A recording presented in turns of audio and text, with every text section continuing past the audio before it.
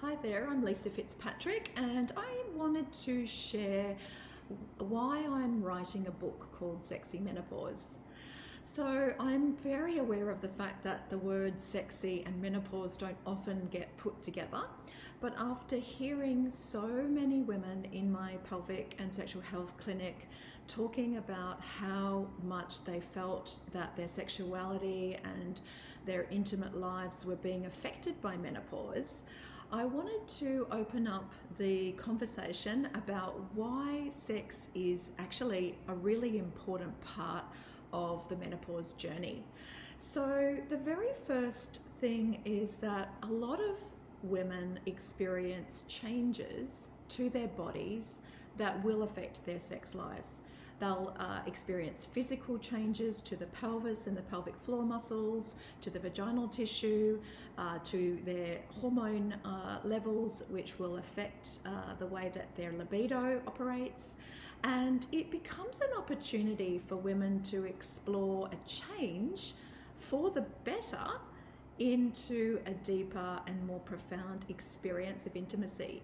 So rather than it being a negative thing, we often see and hear these very difficult challenges that women experience, like feeling like they're putting on weight, not loving their bodies as much, sex can become painful, urinary tract infections can become a little more frequent, and it's hardly a sexy thing when we're dealing with all of these symptoms. However, because menopause and perimenopause are a really important bridge, that is a bridge we can cross, so that once we get through some of those physical challenges, we can actually enter what we call the second spring, where sex can be better than it ever has been as a younger woman, as a younger person.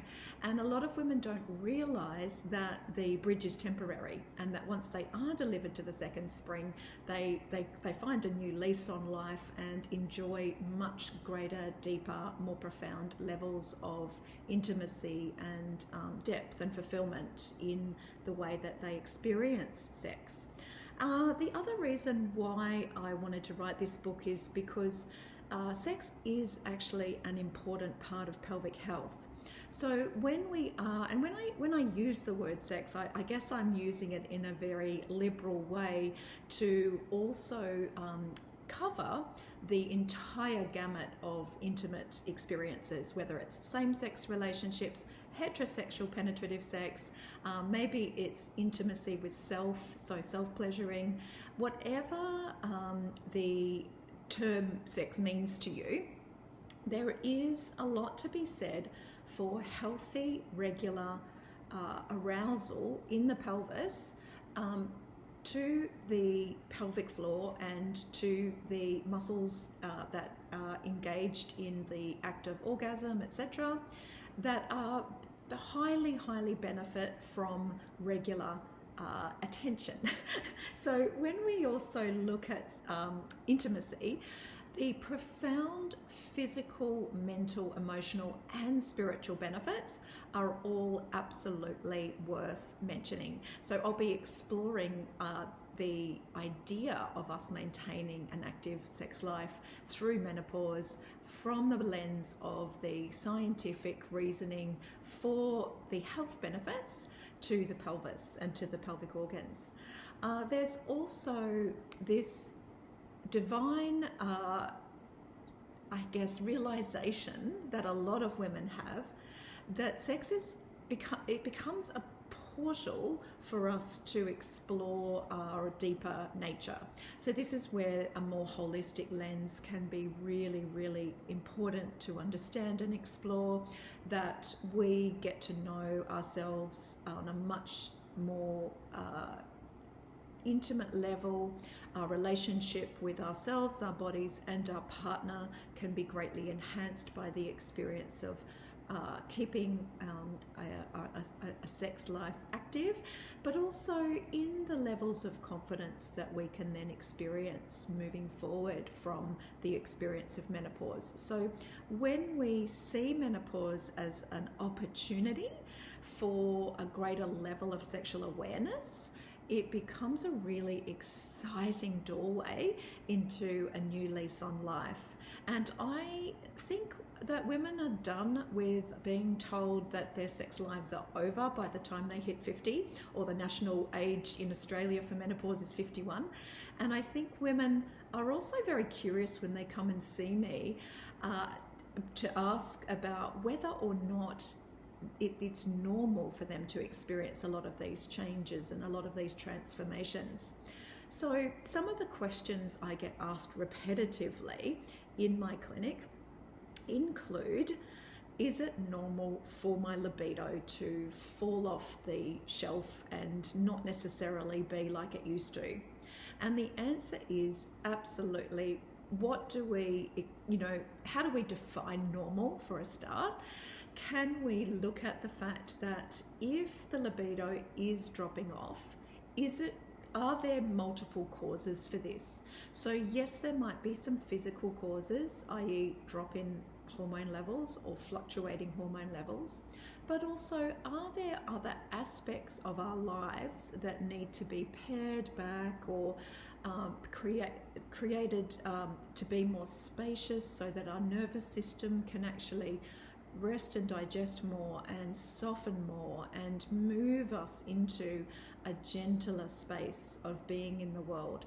And with that, our bodies are a lot more likely to be accommodating to receive pleasure and to experience pleasure.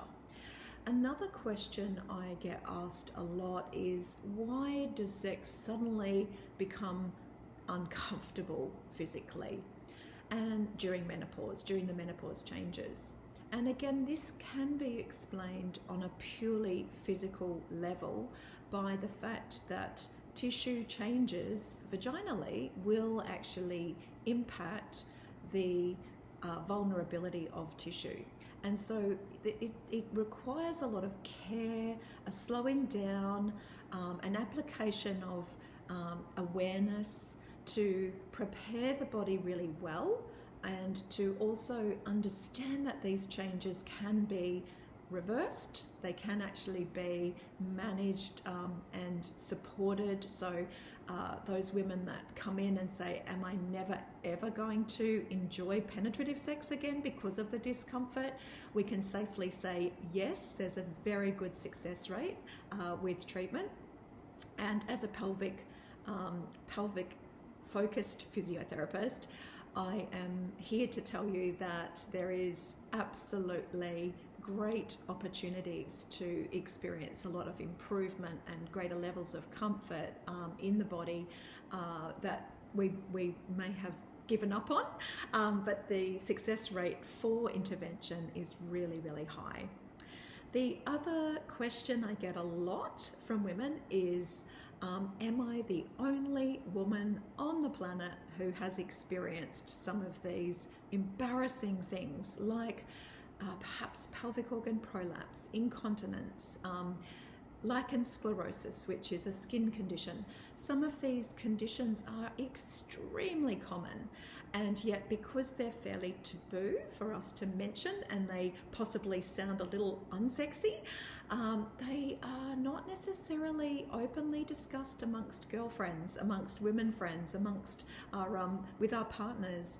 And to see someone who understands the nature of these conditions and can normalize these conditions and can work with these conditions is a really, really important step in reducing that isolation. And that's another reason why I'm writing Sexy Menopause, because so many women feel just so alone in this journey of navigating active sexuality and their sex lives as they go through the changes of menopause. So that's why I'm writing the book. I'm currently enjoying the research, gathering and writing process. I hope to have it completed and published by February 2026. And that's all for now, and I look forward to sharing plenty more articles on Substack, plenty more reels and information, some carousels and educational content on this topic. You can find me on Instagram at sexy.menopause. Thank you.